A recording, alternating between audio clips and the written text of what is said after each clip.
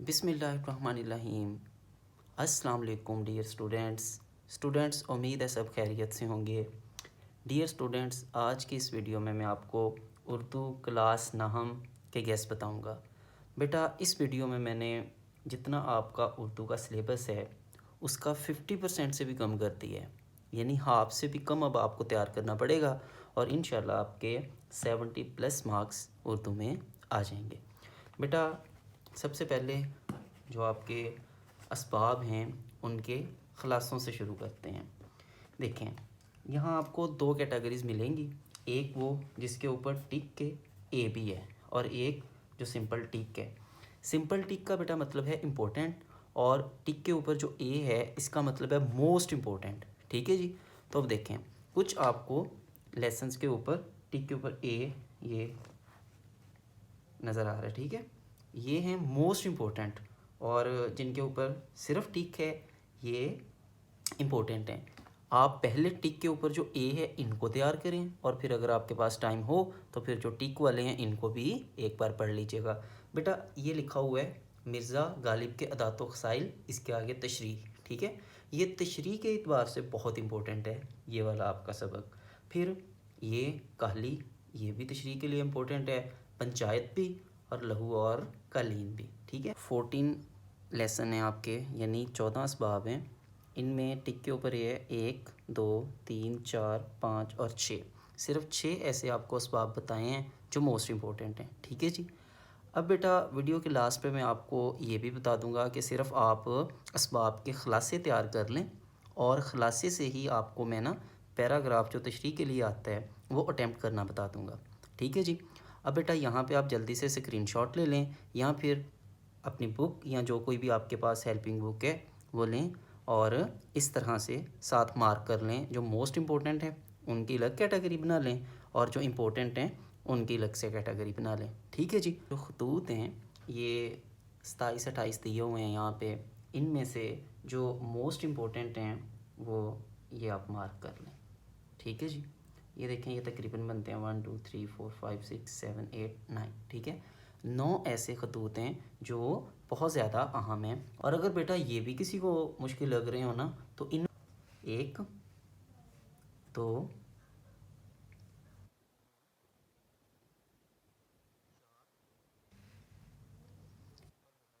ये 5, सिर्फ 5 वो फिर लेटर तैयार कर ले। सवाल नंबर 7 है ना, ये ख़त या फिर जो दरख्वास्त है इसमें चॉइस है। तो ये कोई भी बोर्ड का पेपर हो, किसी भी बोर्ड का, यानी फैसलाबाद बोर्ड हो, लाहौर बोर्ड हो, साहिवाल बोर्ड हो, कोई भी, तो बेटा ये लाजमी आपको ख़त और दरख्वास्त में चॉइस होगी। तो बेटा आप इनमें से कोई एक चीज़ तैयार करें, या ख़त तैयार कर लें या फिर दरख्वास्त तैयार कर लें, ठीक है जी। ये मुकालमे हैं, ये पहला है डॉक्टर और मरीज़ के दरमियान, दूसरा है जी तबीब और मरीज़ के दरमियान। तो बेटा डॉक्टर और तबीब एक ही चीज़ है, ये दोनों एक ही हैं, ठीक है ना। तो डॉक्टर आ जाए या तबीब आ जाए, अगर मरीज़ के साथ उसका मुकालमा है तो आप एक ही बस तैयार करें। उसी हिसाब से अगर डॉक्टर आ जाए तो डॉक्टर लिख दीजिएगा और अगर तबीब आए तो तबीब की हेडिंग दे के आके ये मरीज़ तबीब मरीज़ या फिर डॉक्टर मरीज़, इस तरह से बेटे आप इसको लिख लेंगे। अच्छा जी, ये बस 4 मुकालमे हैं जो आपको बताए हैं जो मोस्ट इम्पोर्टेंट हैं, ठीक है। इंशाल्लाह इसी में से आपको आएगा। अब ये देखें, दुकानदार और ख़रीदार के दरमियान या फिर गाहक और दुकानदार के दरमियान, ये दोनों भी सेम है, एक ही चीज़ है। अच्छा बेटा, आपको बोर्ड के पेपर में जिस तरह से दरख्वास्त और ख़त में चॉइस होती है ना, इसी तरह से आपको कहानी और मुकालमे में भी चॉइस होती है। देखें यहाँ लिखा हुआ है ना, तो आप इन दोनों में से एक चीज़ तैयार करें। मुकालमे आपको बता दिए, ये आपकी ये जो हेल्पिंग बुक है इस पर 25 जो कहानी है ना ये दी हुई हैं। इसमें से बेटे ये मैंने जो मोस्ट इम्पोर्टेंट हैं आपके पास्ट पेपर को देखते हुए वो मार्क किए हैं, ठीक है जी। कुछ ये और 2 यहाँ आ गए हैं और पैटर्न फिर वही है। जो ये टिक के ऊपर ए है ना ये मोस्ट इम्पोर्टेंट है और जो ये सिर्फ टिक है ये भी इम्पोर्टेंट हैं, बाकियों की निस्बत इम्पोर्टेंट हैं, लेकिन टिक के ऊपर ए वालों की निस्बत कम इम्पोर्टेंट है ये, ठीक है। ये देखें आप 25 में से 1 2 3 4 5 6 और ये बेटा 7, ये 7 जो आपको कहानियाँ बताई हैं ना ये मोस्ट इम्पोर्टेंट हैं, ठीक है जी। آپ اپنی بک یا ہیلپنگ بک لیں اور ایک پینسل لیں، جو میں نے پیراگرافس مارک کیے ہوئے ہیں نا ان کو آپ مارک کر لیں. یہ تشریح کے لیے ایک امپورٹنٹ پیراگراف ہے. پھر بیٹا اس لیسن میں سے یہ ایک یہ اور چوتھے نمبر پہ یہ، ٹھیک ہے. ان پیراگرافس میں سے ہی انشاءاللہ آپ کو اس لیسن میں سے اگر آتا ہے نا تشریح کے لیے تو ان میں سے ہی کوئی پیراگراف آئے گا. بیٹے یہ آپ کے یہ 7-8 جو کویسچن ہیں ان میں سے یہ 4 ہیں جو زیادہ امپورٹنٹ ہیں. پھر بیٹے آبجیکٹیو ضرور پڑھیے گا آپ، تشریح کے لیے زیادہ اہم ہے. اس کا 1 2 3 اور یہ پیراگراف نمبر 4 ہے جو زیادہ اہم ہے جی، ٹھیک ہے. اس لیسن میں سے ایک کویسچن آپ کو پیپر میں ضرور آتا ہے، اس لیے اس کے تھوڑے زیادہ کویسچنس مارک کیے ہوئے ہیں. پھر بیٹا نیکسٹ چیپٹر 3 کاہلی. یہ بھی جو ہے نا تشریح کے لیے امپورٹنٹ ایک سبق ہے. بیٹا ایک یہ 2 اور یہ تیسرا پیرا ہے جو موسٹ امپورٹنٹ ہیں. اگر ٹائم ہو اس ایک کو بھی پڑھ لیجیے گا، نہیں تو 3 کر لیں کافی ہے. یہ بیٹے 2 کویسچنس اور ایک یہ موسٹ امپورٹنٹ، یہ صرف امپورٹنٹ MCQs ضرور پڑھیں آپ. نیکسٹ بیٹا جی شاعروں کے لطیفے. اس میں سے کم تشریح آتی ہے آپ کو، اسی لیے یہ میں نے اے بھی کٹ کیا ہوا ہے. ایک یہ بھی پیرا ہے جو آ سکتا ہے آپ کو، پہلے پیرے کی نسبت یہ تھوڑا زیادہ امپورٹنٹ ہے. نیکسٹ بیٹا یہ اس کے کویسچنس تیار کر لیجئے گا. نسو اور سلیم کی گفتگو، اس میں سے بھی تشریح آپ کو بہت کم آتی ہے، صرف ایک جو پیرا ہے اس پہ نشان لگایا ہے. یہ بیٹا اس کے امپورٹنٹ کویسچنس ہیں. نیکسٹ بیٹے پنچایت، اس میں سے بھی تشریح آپ کو آ سکتی ہے، امپورٹنٹ ہے. ایک یہ پیرا.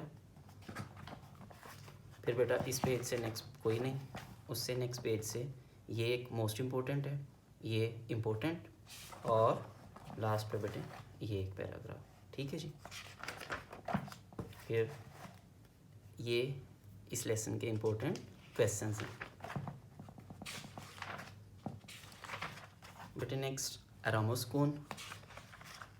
اس میں سے بھی تشریح آپ کو نہیں آتی، بہت کم ہے، اس لیے صرف ایک پیرا ہے، اسے بھی آپ سکپ کر سکتے ہیں.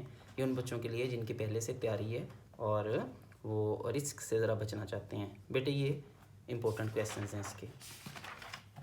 نیکسٹ لہو اور قالین. اس میں سے بیٹا یہ ایک پیرا ہے، نارمل اہم، یہ اور لاسٹ پہ ایک یہ. دیکھیں یہ بڑا پیرا ہے، فل نہیں آتا آپ کو، زیادہ چانس یہاں سے یہ اس کے آنے کے ہیں، جس طرح بڑی بڑی دکانوں کے دروازوں پر انسانی پیکروں کے اس طرح. بیٹے یہ جو ہے نا آ سکتا ہے آپ کو، پیراگراف امپورٹنٹ ہے زیادہ باقیوں کی نسبت. پھر بیٹے یہ اس کے امپورٹنٹ سوالات ہیں. نیکسٹ بیٹا جی سبق ہے امتحان. یہ ایک پیرا اس کا، یہ ایک پیرا، یہ ایک چھپا ہوا پیرا. یہ بیٹا اس کے امپورٹنٹ کویسچنس. نیکسٹ بیٹا اس میں سے بھی آپ کو تشریح کے لیے پیراگراف نہیں آتا، لیکن رسک سے بچنے کے لیے ایک آدھ پھر بھی جن کی تیاری اچھی ہے تیار کر لیں. بیٹے یہ امپورٹنٹ سوالات پہ قدر ایاز، ایک پیراگراف، دوسرا پیراگراف، اور یہ بیٹا پیراگراف نمبر 3 بس. اچھا اس میں سے بھی نا آپ کو اکثر تشریح کے لیے پیرا آ جاتا ہے، ٹھیک ہے. یہ بیٹا اس کے امپورٹنٹ کویسچنس ہیں. نیکسٹ بیٹے ہم چلتے ہیں حصہ نظم کی طرف. یہ اشعار ہیں جی جو موسٹ امپورٹنٹ ہیں، اور یہ اس نظم میں سے امپورٹنٹ سوالات ہیں. نیکسٹ بیٹے دوسری نظم نعت. اس میں سے یہ شعر موسٹ امپورٹنٹ ہیں، اور یہ ایک بھی پڑھ لیجیے گا اگر ٹائم ہو. بیٹے یہ 2 موسٹ امپورٹنٹ کویسچن اور یہ صرف امپورٹنٹ. نیکسٹ بیٹے برسات کی بہاریں، 1 2 3 4. یہ آپ کی تقریباً کو 12-14 اشعار پر مشتمل نظم ہے. اس میں سے یہ 4 اور یہ 5واں شعر یہ موسٹ امپورٹنٹ ہیں جی، ٹھیک ہے. اور یہ بس 1 2 اس کے کویسچن ہیں. لاسٹ پہ بیٹا جی پیوستہ رہ شجر سے امید بہار رکھ، 1 2 3 4.